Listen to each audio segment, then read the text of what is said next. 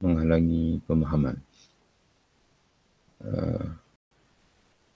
Jadi apa yang dia sebut, yang keenam iaitu merujuk kepada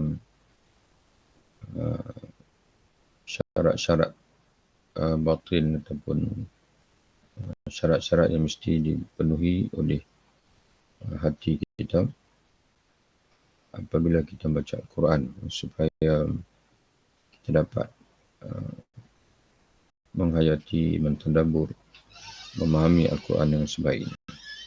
Jadi yang keenam, kata dia, ketika kita baca Al-Quran, hendaklah kita meninggalkan, yakni mengelak dari perkara-perkara yang dapat menghalangi pemahaman. Kerana kebanyakan manusia tidak dapat memahami makna-makna Al-Quran kerana beberapa sebab dan penghalang yang dipasang syaitan di dalam hati mereka, sehingga hati mereka tidak dapat menyaksikan berbagai keajaiban rahsia Al-Quran walaupun mereka membacanya. Tapi oleh kerana ada akinnah ataupun ada al-aqfal, itu semua bahasa-bahasa yang disebut oleh Allah dalam Al-Quran, ataupun ghita', tutupan, hijab, kunci, mana yang menutup, yang membelenggu hati manusia, itu yang menghalang manusia daripada memahami Al-Quran Al-Karim. Jadi tutupan itulah yang perlu kita singkapkan, dan kunci itulah yang perlu kita buka.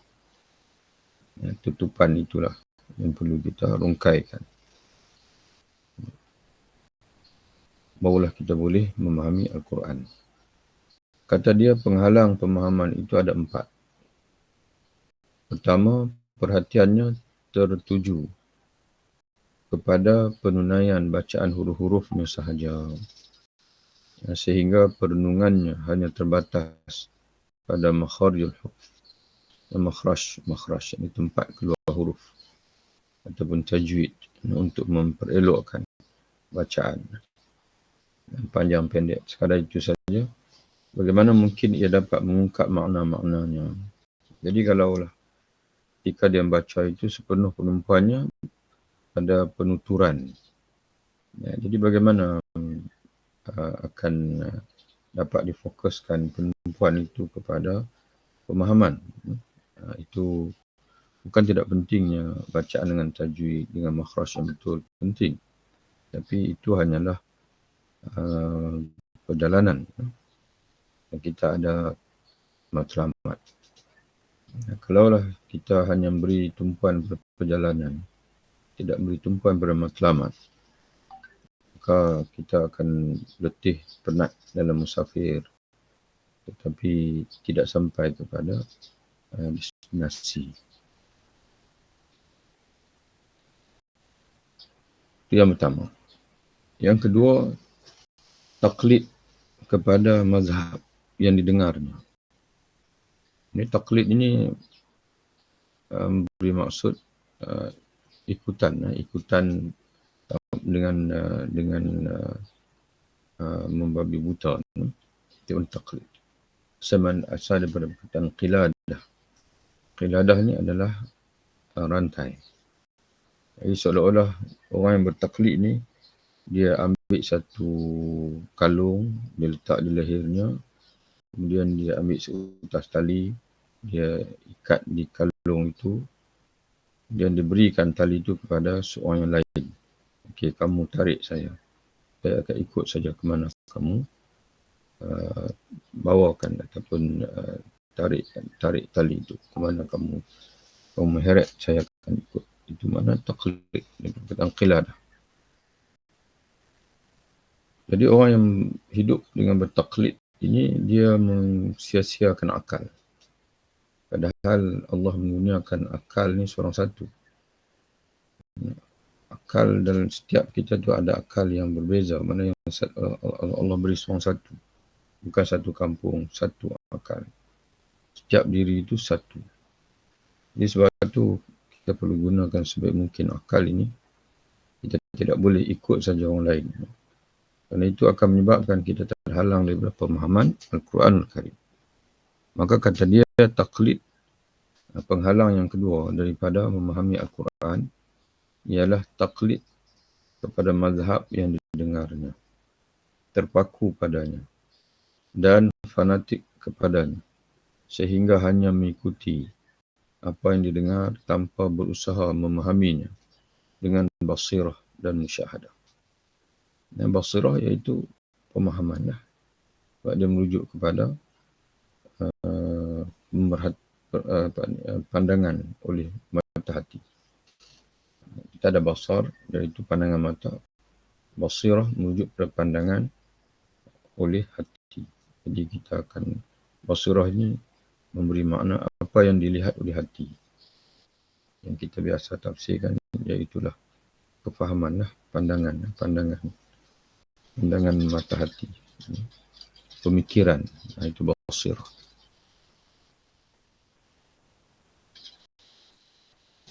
Oleh itu dia terikat.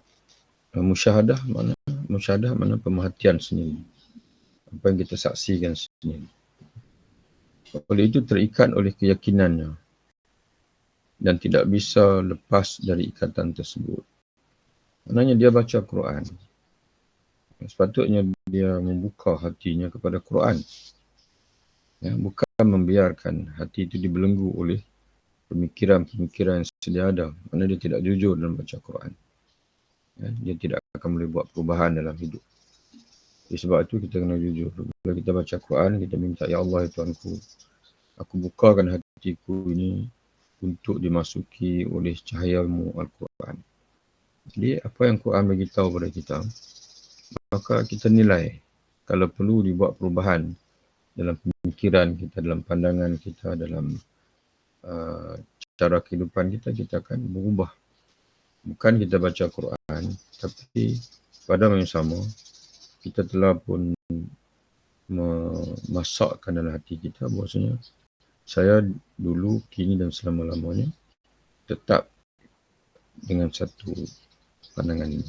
Itu orang yang baca Quran dalam keadaan tidak jujur. Jadi akhirnya dia bawa Quran pada pandangan dia. Lalu berlakulah takwil, tafsiran yang menyeleweng daripada Al-Quran untuk diselarikan dengan pandangan yang sedia ada. Orang itu terikat dengan keyakinan yang sedia ada dan tidak bisa lepas dari ikatan tersebut, sehingga tidak ada gagasan yang terlintas dalam benaknya selain daripada keyakinan yang sedia ada itu. Sepatutnya gagasan yang terlintas bila kita baca Quran ialah gagasan daripada Al-Quran itu. Kerana itu pandangannya terbatas pada apa yang didengarnya. Maknanya didengarnya daripada orang lain. Jika ada kilatan dari jauh, mana jika ada sekalipun mana kilatan cahaya daripada Al-Quran yang kita nampak daripada jauh, dan nampak salah satu makna yang bertentangan dengan apa yang telah didengarnya, ini perlu dibetulkan sikit terjemahan ini. Yang kan dalam naskah bahasa Arabnya disebut fa in lam ya'barakun ala bu'din wa badalahu ma'nan min al-ma'ani allati tubayyin masmu'ahu hamala alaihi syaitan taqlidi at-taqlida hamlatan. Jadi kata dia, bila dia baca Quran, kerana Quran cahaya, dia bila dia nampak cahaya Quran itu, mula-mula nampak daripada jauh. Tapi kalau dia jujur, kilatan itu akan semakin dekat kepada dia. Akan semakin, cahaya itu akan semakin membesar dalam jiwanya. Tapi ketika kilatan Quran itu kelihatan nampak daripada jauh,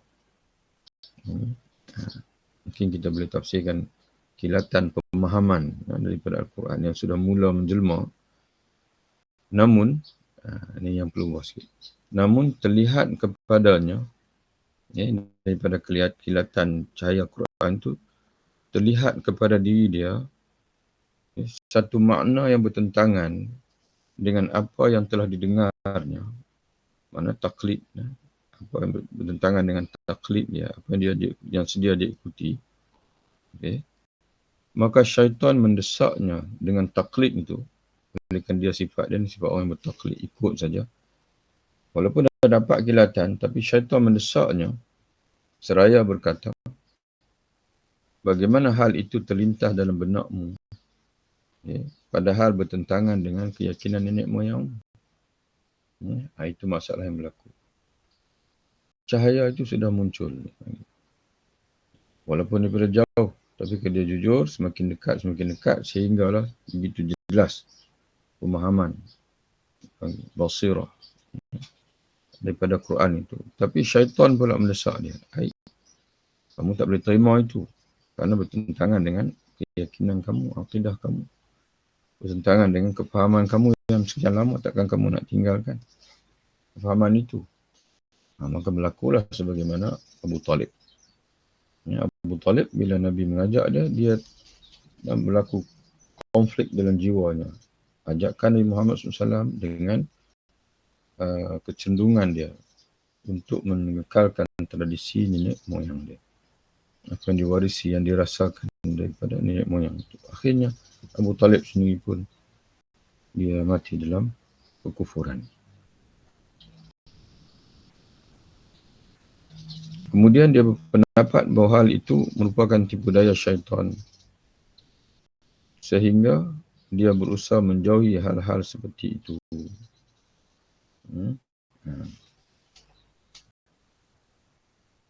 ويرى أن ذلك غرور من الشيطان فيتباعد منه ويحترز عن مثله. Jadi akhirnya kilatan cahaya itu daripada Allah, olehkan dipengaruhi oleh syaitan bagi tahu yang sebalik. Kilatan itu sebenarnya daripada syaitan. Padahal pandangan dia itu daripada syaitan. Ini satu benda yang sangat bahaya. Dan Imam Al-Ghazali ada satu kitab, Al-Ghurur, Al-Maghrurin, golongan yang ditipu, golongan yang tertipu. Kemudian hal ini terjadi di kalangan para pengikut kelompok-kelompok yang sesat. Jadi memang begitulah, kelompok-kelompok yang sesat ni memang dia kalau tidak diberi hidayah oleh Allah, memang sukar untuk dia meninggalkan kesesatan itu. Kerana sifat orang sesat ini, dia adalah taklid. Dia tidak melihat kepada kebenaran, tapi dia melihat kepada orang. Sebab itu, manusia yang bawa ajaran sesat ini, dia tahu bahawasanya hujah tidak kuat. Jadi dia tidak dapat berhujah. Beza dengan Quran. Quran ni berdiri atas hujah. Tak perlu sangat kepada dia panggil credibility manusia itu. Hanya penyampaikan saja. Tapi golongan sesat ini, dia berdandakan kepada kata-kata, ucapan, penampilan yang dibuat-buat, berdasarkan kepada habuan dan sebagainya.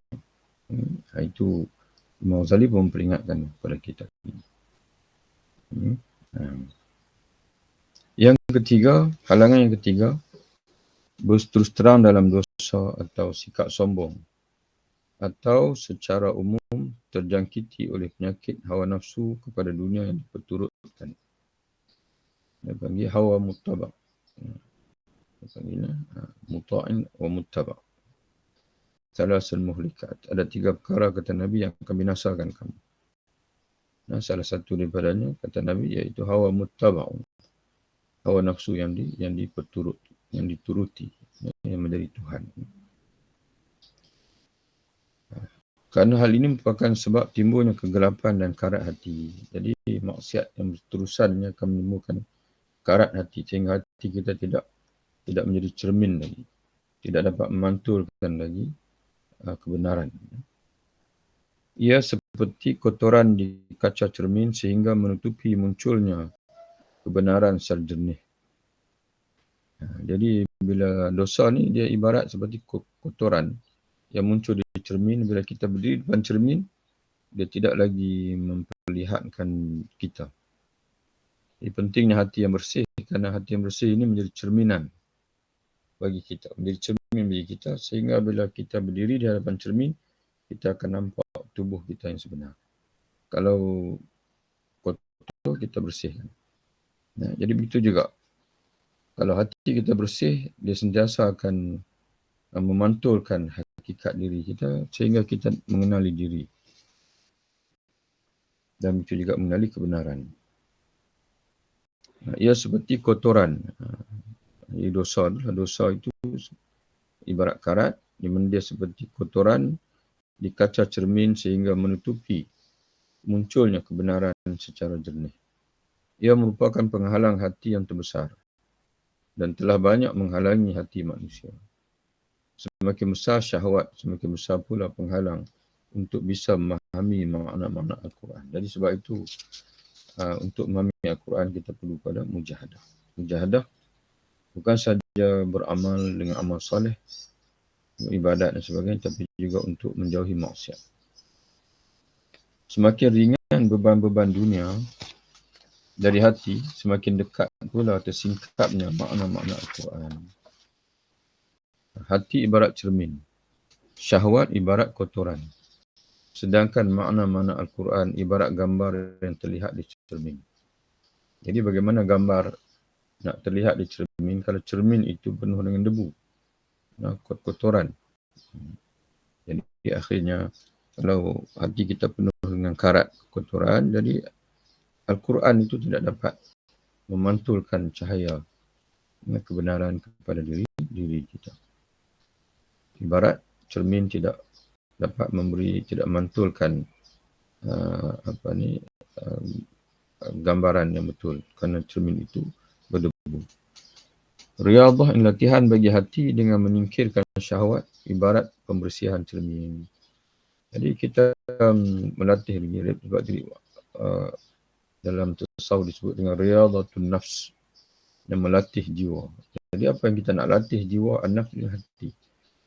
An-nafs makna hati, jiwa itu makna sama. Al-qalb, an-nafs kata Imam Ghazali, kita ada banyak kali sebut, ada empat ungkapan yang merujuk pada hakikat yang sama, itu batin manusia. An-nafs, ruh, al-qalb wal-aql. Jadi bila kita kata kita nak melatih jiwa, nak latih hati, nak latih daripada apa? Iaitu untuk sentiasa taat kepada Allah dan juga sentiasa mengelakkan daripada dosa dan maksiat. Itu dalam pengertian lain, riyadhatun nafs iaitu mujahadah itu. Kerana itu Allah mensyaratkan inabah untuk bisa mendapatkan pemahaman dan pengambilan atau pelajaran. Jadi sejauh mana manusia itu dapat mengambil pelajaran daripada Al-Quran, daripada kisah-kisah, peristiwa-peristiwa yang Allah Ta'ala dalam hidup, iaitu sejauh mana dia ingin kembali kepada Allah. Inabah. Kalau dia hidupnya itu memang dia fokuskan untuk kembali kepada Allah, memang dia akan mudah untuk ambil pengajaran. Sama ada daripada Al-Quran, daripada peristiwa kehidupan dan sebagainya. Ini sebagaimana disebut oleh Allah dalam surah Qaf, inna fi dzalika la dzikra tabsiratan wa dzikra likulli 'abdin munib. Tafsiratan untuk menjadi ayat-ayat, tanda-tanda kebesaran Allah di alam ini, kata Allah, adalah untuk menjadi pelajaran dan peringatan bagi tiap-tiap hamba yang kembali kepada Allah, yang bertaubat kepada Allah, kembali berkealpaan kepada mengingati Allah.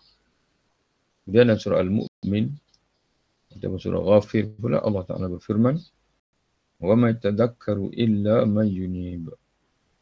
Tiada mendapat pelajaran kecuali orang-orang yang kembali kepada Allah. Kemudian dalam surah Az-Zumar ayat 9 pula Allah Ta'ala menyebutkan tentang ulul albab. Kata Allah, innama yatadhakkaru ulul albab. Sesungguhnya orang yang berakal lah yang dapat menerima pelajaran. Ulul albab. Orang yang memiliki hati dan juga hati sanubari dan juga akal yang jernih. Hanya dia saja, kata Allah, yatadhakkar, yang mengambil pelajaran. Jadi orang yang mengutamakan tipu daya dunia ketimbang berbanding akhirat, tidak termasuk orang yang berakal, tidak termasuk ulil albab. Kerana itu, ia tidak dapat mengungkap berbagai rahsia Al-Quran. Walaupun banyak rahsia Al-Quran ni, tapi tidak tersingkap pada dia. Sebab dia tidak menjadi ulul albab. Dia tidak memiliki hati dan juga akal yang jernih. Baliknya hati dan akalnya kotor.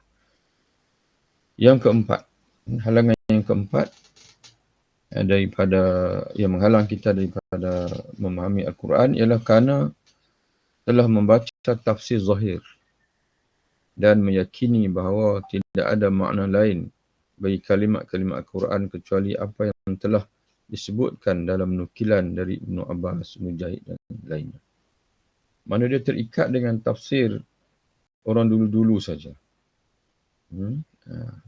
Dia menganggap seolah Quran ini tidak boleh lagi ditafsirkan lagi. Mesti kita pegang yang apa yang telah ditafsirkan oleh orang dulu saja.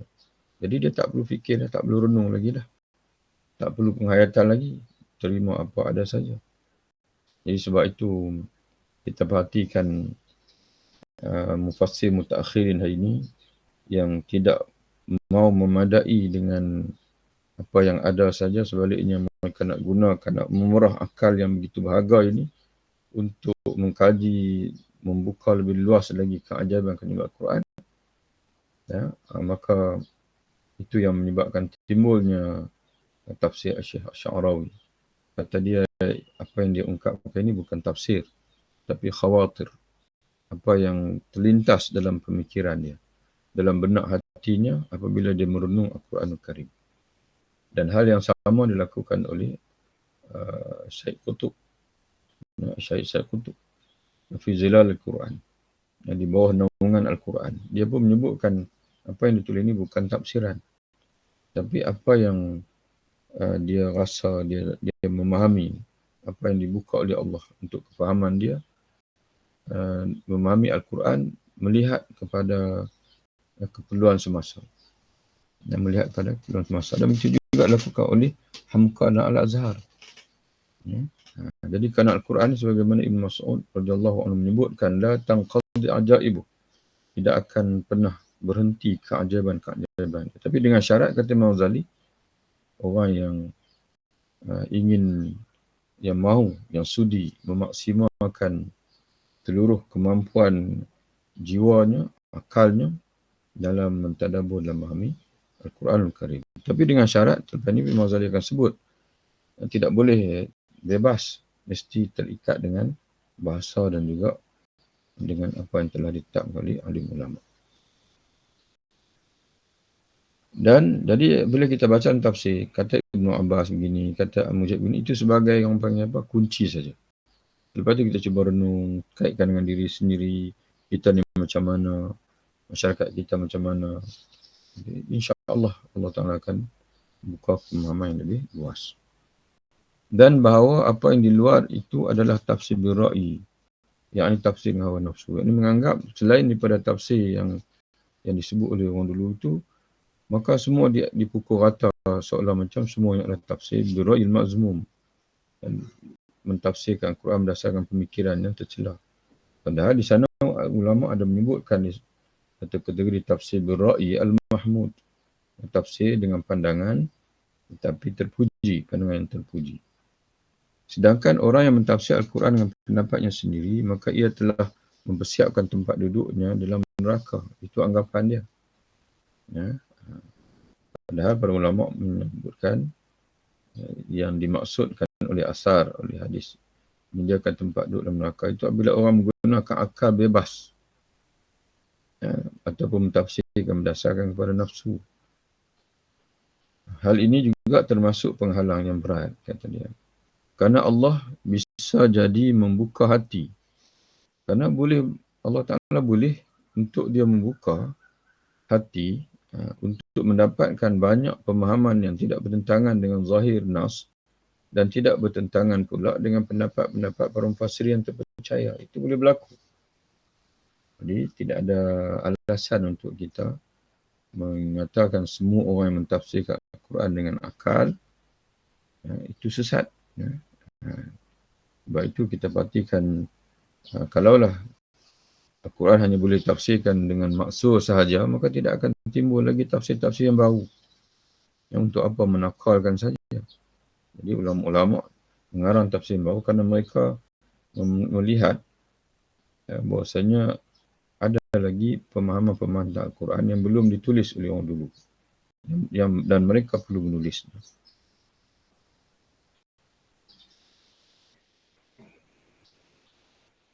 Sayyidina Ali radhiyallahu anhu berkata, kecuali seorang hamba yang dikurniakan Allah pemahaman tentang Al-Quran. Ini merujuk pada ungkapan sebelum ini. Bila orang tanya kepada Sayyidina Ali, adakah kamu masih menyimpan ayat-ayat Al-Quran yang tidak ataupun yang belum ditulis dalam mushaf? Sayyidina Ali kata tidak. Apa yang ditulis dalam mushaf itulah ayat yang disampaikan oleh Nabi. Melainkan yang ada pada kami ialah kefahaman yang dikurniakan oleh Allah kepada seorang hamba tentang Al-Quran. Itu saja yang beza. Kefahaman itu yang beza. Adapun ayat Al-Quran itu sama saja. Tetap dah cukup, dah sempurna.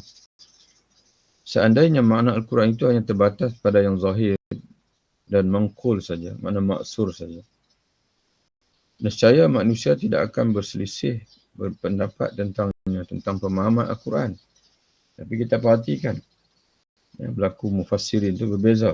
Tapi kata ulama, berbeza di sini bukan yang termasuk dalam kategori khilaf atau ikhtilaf at-tadad yang saling bertentangan, tidak. Tapi at-tanamu, kepelbagaian. Kepelbagaian pemahaman tentang Al-Quran. Sebagai contohnya, as-siratal mustaqim, jalan yang lurus.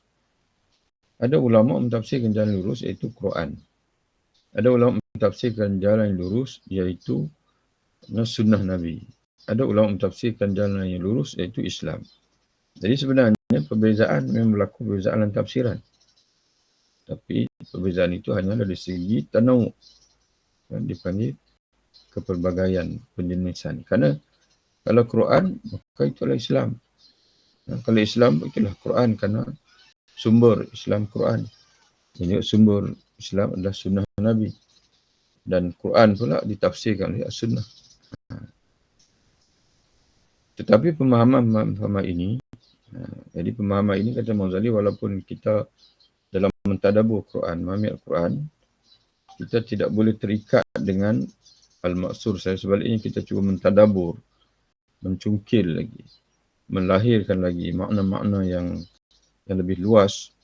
Tapi kata dia harus didasarkan pada kaedah-kaedah bahasa dan hal-hal yang telah berlaku. Ini al-muhkam. Al-muhkam iaitu perkara-perkara yang telah pun menjadi ketetapan yang mesti ataupun disiplin yang mesti diikuti ketika kita memahami Al-Quran. Jadi tuan-tuan baru sekalian, kita semua tahu sebenarnya kita tidak ada kemampuan. Maka dengan sebab itu kita perlu membaca tafsir. Tafsir yang tidak hanya terbatas pada maksur, tetapi tafsir-tafsir yang di mana penulisnya mengarang di atas disiplin yang maksur dan juga disiplin nahwu, bahasa Arab dan sebagainya. Mereka cuba menghuraikan Al-Quran dengan makna yang lebih luas, dengan dikaitkan dengan semasa, dengan politik, ekonomi, sosiologi, kemasyarakatan dan sebagainya, dan dipersembahkan, dihidangkan kepada kita. Jadi tafsir-tafsir itu yang perlu kita baca. Contohnya membaca tafsir Al-Azhar, dan baca tafsir yang diterjemahkan Al-Maraghi, dan tafsir Fijilal Al-Quran dan sebagainya. Jadi jangan kita hanya membaca tafsir Al-Maqsur saja, sebaliknya perlu juga membaca tafsir Bira'i Al-Mahmudah. Alhamdulillah, selesai yang ke-6, yang kita masuk yang ke-7, insya-Allah bacaan kita yang akan datang insya-Allah. Wabillahi taufiq. Assalamualaikum warahmatullahi wabarakatuh. Jumpa lagi insya-Allah. Baik, terima kasih Ustaz. Ya, sama-sama.